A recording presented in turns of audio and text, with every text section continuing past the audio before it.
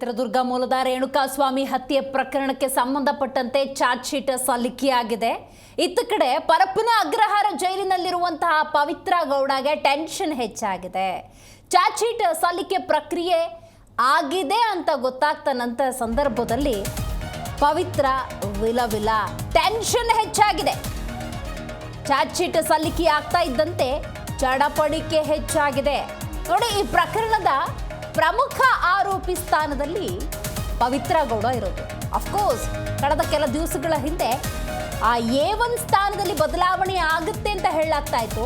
But ಈಗ ಸದ್ಯಕ್ಕೆ charge sheet ಸಲ್ಲಿಕೆ ಅಂತ ನೋಡೋದಾದ್ರೆ ಸದ್ಯಕ್ಕೆ ಈ ಪ್ರಕರಣದಲ್ಲಿ A1 ಪವಿತ್ರ ಗೌಡನೇ. ಹಾಗಾಗಿ ಚಾರ್ಜ್ ಶೀಟ್ ಸಲ್ಲಿಕೆ ಆಗ್ತಾ ಇದ್ದಂತೆ ಪವಿತ್ರ ಗೌಡ ಚಡಪಡಿಕೆ ಹೆಚ್ಚಾಗಿದೆ.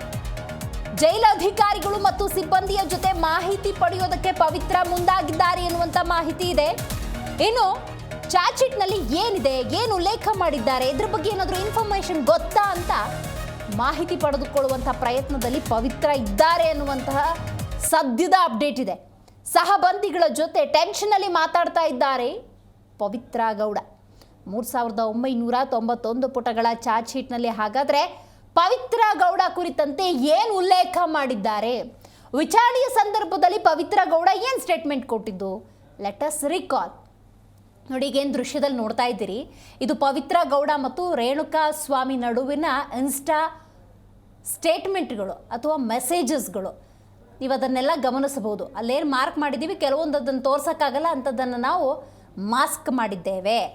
ಆದರೆ ವಿಚಾರಣೆಯ ಸಂದರ್ಭದಲ್ಲಿ ರೇಣುಕಾ ಸ್ವಾಮಿ ನನಗೆ ಅಶ್ಲೀಲವಾಗಿ ಮೆಸೇಜನ್ನು ಹಾಕಿರ್ತಾರೆ, ಅವರನ್ನು ಹತ್ಯೆ ಮಾಡುವಂಥ ಯಾವ ದುರುದ್ದೇಶವೂ ಇರಲಿಲ್ಲ, ಬುದ್ಧಿ ಹೇಳಿ ಕಳುಹಿಸುವಂಥ ಒಂದು ಪ್ರಯತ್ನವಷ್ಟೇ ಅಂತ ಹೇಳಿದರು. ಆದರೆ ಈ ಪ್ರಕರಣದ ಮೂಲ ಅಂತ ನೋಡೋದಾದರೆ A1 ಪವಿತ್ರ ಗೌಡನೇ. ಹಾಗಾಗಿ ಚಾರ್ಜ್ ಶೀಟ್ ಸಲ್ಲಿಕೆ ಆಗ್ತಾ ಇದ್ದಂತೆ ಆತಂಕ ಹೆಚ್ಚಾಗಿದೆ, ಟೆನ್ಷನ್ ಹೆಚ್ಚಾಗಿದೆ. ಹೆಚ್ಚಿನ ಮಾಹಿತಿಯನ್ನು ನಮ್ಮ ಪ್ರತಿನಿಧಿ ಮೂರ್ತಿ ನೀಡ್ತಾರೆ. ಮೂರ್ತಿ, ರೇಣುಕಾಸ್ವಾಮಿ ಹತ್ಯೆ ಪ್ರಕರಣದ ಚಾರ್ಜ್ ಶೀಟ್ ಸಲ್ಲಿಕೆ ಪ್ರಕ್ರಿಯೆ ಮುಗಿದಿದೆ. ಆದರೆ ಈ ಪ್ರಕರಣದ A1 ಪವಿತ್ರ ಗೌಡಗೆ ಟೆನ್ಷನ್ ಕೂಡ ಹೆಚ್ಚಾಗಿದೆ. ಏನಿದೆ ಮಾಹಿತಿ?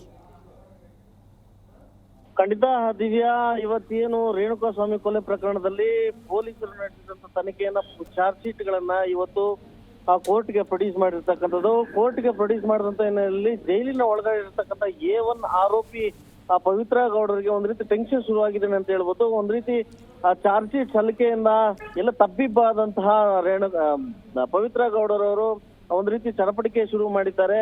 ಅಲ್ಲಿನ ಸಹ ಬಂದಿಗಳ ಜೊತೆ ಮಾಹಿತಿಯನ್ನ ಕಲೆ ಹಾಕ್ತಾ ಇರ್ತಕ್ಕಂಥದ್ದು, ಮತ್ತೆ ಪೊಲೀಸ್ ಸಿಬ್ಬಂದಿಯ ಬಳಿ ಏನಾಯ್ತು ಎತ್ತಾಯ್ತು ಅಂತ ಹೇಳಿ ಕೂಡ ಮಾಹಿತಿಯನ್ನ ಕೇಳಿ ಪಡಿತಾ ಇರ್ತಕ್ಕಂಥದ್ದು. ಒಂದ್ ರೀತಿಯಲ್ಲಿ ಯಾವ ರೀತಿ ಚಾರ್ಜ್ ಶೀಟ್ ಅನ್ನ ಸಲ್ಲಿಸಿರ್ತಾರೆ, ಯಾವೆಲ್ಲ ಅಂಶಗಳನ್ನ ಸೇರಿಸಿರ್ತಾರೆ, ಇದರಿಂದ ನನಗೆ ಶಿಕ್ಷೆ ಆಗುತ್ತಾ, ಶಿಕ್ಷೆ ಆದ್ರೆ ಮುಂದಕ್ಕೆ ನನ್ನ ಗತಿ ಏನು ಅನ್ನೋ ರೀತಿಯಲ್ಲಿ ಒಂದ್ ರೀತಿ ಟೆನ್ಷನ್ ನಲ್ಲಿ ಜೀವನ ಸಾಗಿಸ್ತಾ ಇರ್ತಕ್ಕಂಥದ್ದು ಪವಿತ್ರ ಗೌಡರು. ಹಾಗಾಗಿ ಜೈಲಿನ ಅಧಿಕಾರಿಗಳ ಬಳಿ ಒಂದ್ ರೀತಿ ಟಿವಿಯನ್ನು ಕೂಡ ನ್ಯೂಸ್ ಚಾನೆಲ್ಗಳನ್ನ ನೋಡೋದಕ್ಕೆ ಒಂದ್ ರೀತಿ ಅವರ ಬಳಿ ಕೇಳ್ತಾ ಇರ್ತಕ್ಕಂಥದ್ದು. ಆದ್ರೂ ಕೂಡ ಒಂದ್ ರೀತಿ ಮತ್ತೆ ಟಿವಿ ಚಾನೆಲ್ಗಳನ್ನ ನೋಡಿದ್ರೆ, ಮಾಧ್ಯಮಗಳನ್ನ ನೋಡಿ ಬೇರೆ ರೀತಿ ಏನಾದ್ರೂ ಅಪ್ಸೆಟ್ ಆಗ್ತಾರೆ ಅನ್ನೋದು ಒಂದು ಕಾರಣದಿಂದಾಗಿನೂ ಕೂಡ ಅಲ್ಲಿನ ಅಧಿಕಾರಿಗಳು ಟಿವಿಯನ್ನ ಒದಗಿಸಿ ಕೊಡ್ತಾ ಇಲ್ಲ ಅಂತ ಹೇಳಿ ಕೂಡ ಜೈಲಿನ ಮೂಲಗಳ ಮಾಹಿತಿ ಪ್ರಕಾರ ಗೊತ್ತಾಗ್ತಾ ಇರ್ತಕ್ಕಂಥದ್ದು.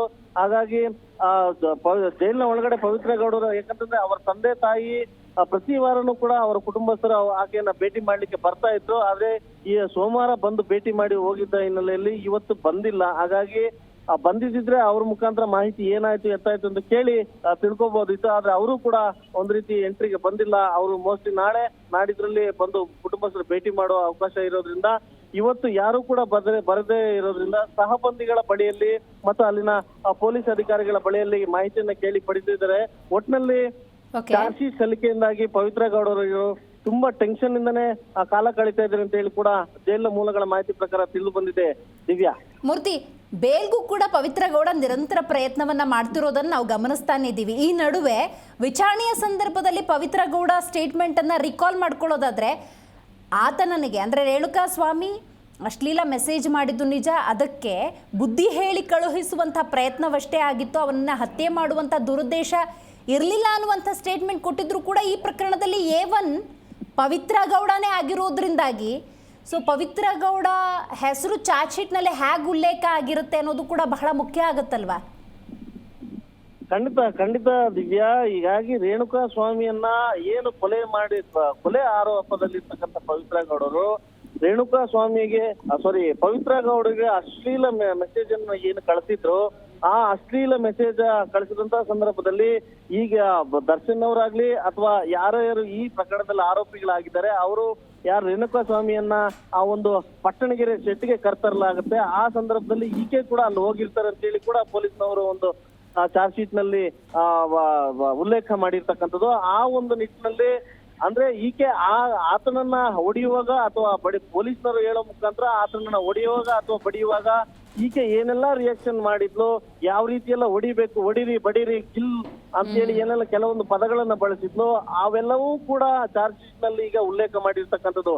ಇವೆಲ್ಲವೂ ಕೂಡ ಆಕೆಗೆ ಆ ಒಂದು ಕಾರಣಗಳಿಂದ ನನಗೆ ಯಾವ ರೀತಿ ಶಿಕ್ಷೆ ಆಗ್ಬೋದು, ಮತ್ತೆ ಇತ್ತೀಚೆಗೆ ಬೇಲು ಕೂಡ ಒಂದು ಅಪ್ಲಿಕೇಶನ್ ಅನ್ನು ಹಾಕಿರ್ತಕ್ಕಂಥದ್ದು. ಆದ್ರೆ ಇವೆಲ್ಲಾ ಅಂಶಗಳಿಂದ ನನಗೆ ಖಂಡಿತ ಬೇಲ್ ಸಿಗೋದಿಲ್ಲ ಅನ್ನೋ ಒಂದು ಟೆನ್ಷನ್ ಒಂದ್ ಕಡೆ ಆದ್ರೆ, ಮತ್ತೆ ಚಾರ್ಜ್ ಶೀಟ್ ನಲ್ಲಿ ಇನ್ನೆಲ್ಲಾ ಯಾವೆಲ್ಲ ಅಂಶಗಳನ್ನು ಕೂಡ, ಯಾಕಂತಂದ್ರೆ ಪೊಲೀಸ್ನವರು ಮೊಬೈಲ್ ಗಳನ್ನ ರಿಟ್ರೈವ್ ಕೂಡ ಮಾಡಿದ್ದಾರೆ, ಮತ್ತೆ CCTV DVR ಗಳನ್ನ ಕೂಡ ರಿಟ್ರೈವ್ ಮಾಡಿರ್ತಕ್ಕಂಥದ್ದು. ಹಾಗಾಗಿ ಇವೆಲ್ಲವನ್ನು ಕೂಡ ಪೊಲೀಸರು ಉಲ್ಲೇಖ ಮಾಡಿರ್ತಾರೆ. ಹಾಗಾಗಿ ಇವೆಲ್ಲವನ್ನು ಕೂಡ ಆಲೋಚನೆ ಮಾಡಿ ಒಂದ್ ರೀತಿಯ ತುಂಬಾ ಟೆನ್ಷನ್ ನಲ್ಲೇ ಒಂದು ಕಾಲವನ್ನು ಕಳೀತಾ ಇದ್ದಾಳೆ ಅಂತ ಹೇಳಿ ಕೂಡ ಗೊತ್ತಾಗಿದೆ ದಿವ್ಯಾ. ಥ್ಯಾಂಕ್ ಯು ಮೂರ್ತಿ ಮಾಹಿತಿಗಾಗಿ.